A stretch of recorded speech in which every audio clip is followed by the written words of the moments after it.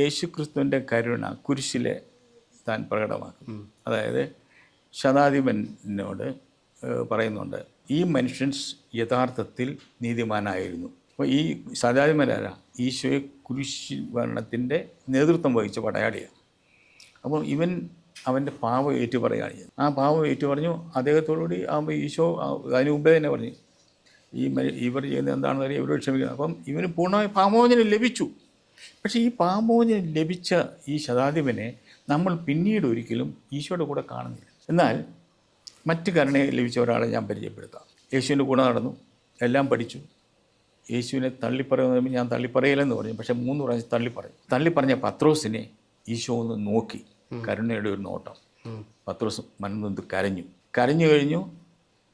അത് കഴിഞ്ഞ് ഉത്ഥാനം ചെയ്ത് ഈശോയെ ശിഷ്യന്മാരുടെ മേൽ വിശ്വസിച്ചു. അപ്പോഴും പത്രോസ് കൂടെയുണ്ട്.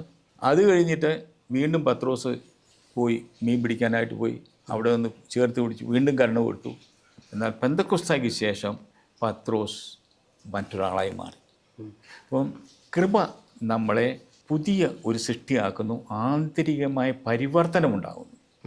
മറ്റേത് എനിക്ക് കിട്ടാനുള്ള ശിക്ഷ കിട്ടിയില്ല, ദൈവം വലിയ കാരുണ്യവാനാണെന്ന് ഞാൻ അംഗീകരിക്കുന്നു, ഓക്കെ, പക്ഷേ എനിക്ക് ആന്തരികമായ മാറ്റം ഉണ്ടാകുന്നില്ല.